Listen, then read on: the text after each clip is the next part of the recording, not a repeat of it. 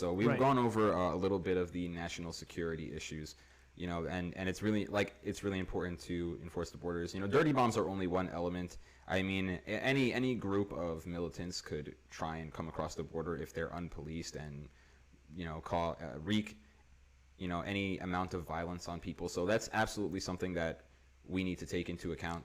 But then there's also the economic side, which I also think is just as important, if not more important. It really depends on your point of view. But allowing unlimited numbers of people into the country does hurt the economy. And, you know, immigration itself doesn't hurt the economy. It's all dependent on how many people are coming at the same time. Because you can take in millions of people if you spread them out over a long enough period of time, because the economy has enough time to acclimate to all of these people. But if you inject a massive population into a society all at once, then the resources don't exist for those people. And those resources can be any number of things. Housing, one of the most important ones. And those people, regardless of where they're from, tend to clump up in the same place. I mean, if America is the melting pot, then you can think that the pieces in the melting pot need to be bite-sized, right? And that if you wouldn't just throw a whole onion into a soup and expect it to dissolve well, you know, you're going to find a ball of onion by the end of it. And that's kind of it's a similar issue that we see with immigration, where we'll find so many immigrants come from one place that, not that they don't try to assimilate, I'm sure that many of these people do, but they might find that it's easier for them to just become part of a pocket community of people from a similar place. And now you have an entire group of people that doesn't assimilate. And diversity of culture is all well and good, but in order for diversity of culture to even be effective, that diversity needs to be brought to the other side. Yeah, well, that doesn't happen in those closed-off communities. There are definitely cultural impacts of mass immigration, and that's important too.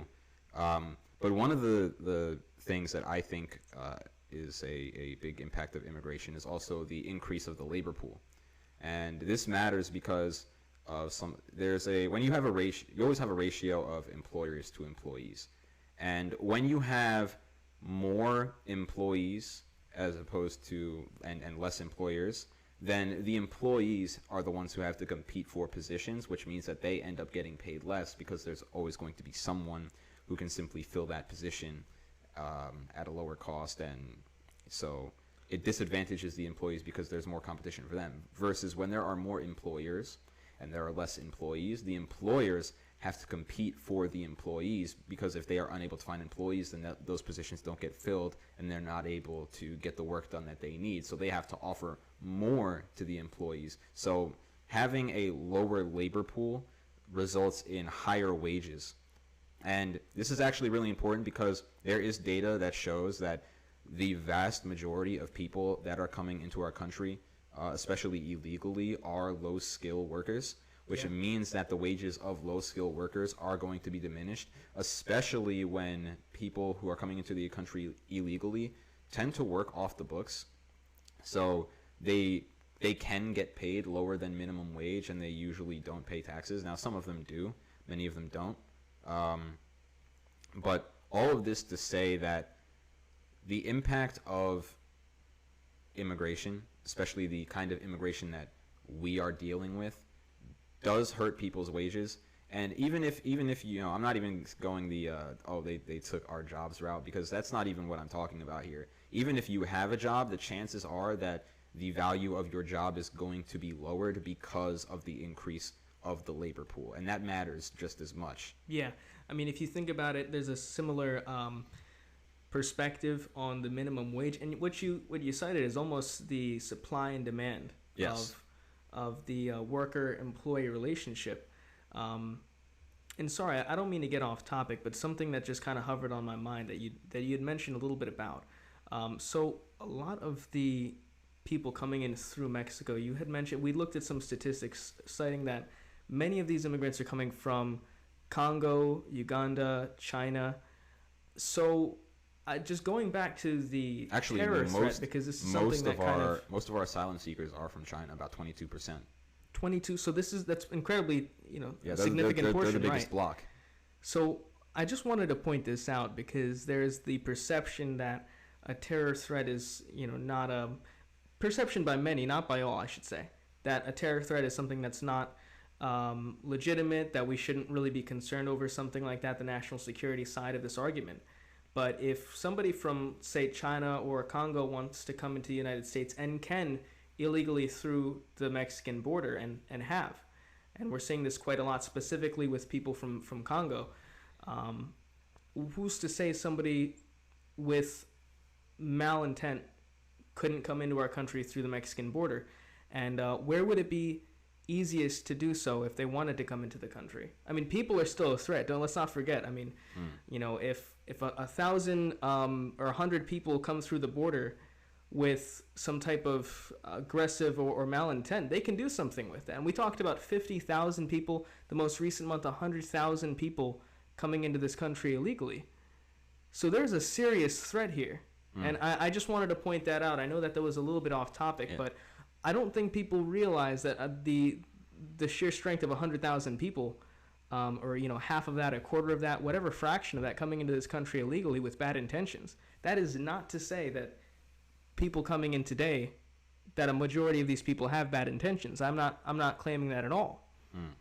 But we do need to be very, very wary of that. Yeah, and I mean, we're always under threat of attack, especially from more guerrilla groups. I think it's unlikely that a nation would attack us because that would essentially be a declaration of war. I'd agree. But it's much more likely that groups that are unaffiliated with countries will. And I mean, we've done a lot to combat terrorism, but it's not something that you do once and then it goes away. There will always be people lurking in the shadows. I mean, there's been talk of ISIS potentially resurging because of Trump's actions in Syria. There's not a ton of evidence for that, especially given that he's just executed 2 of their most prominent leaders. But even with that, if we were to completely leave these terrorists alone and we were to completely leave our borders unguarded, eventually they would reform and then they would mount some sort of attack. It's inevitable that would happen.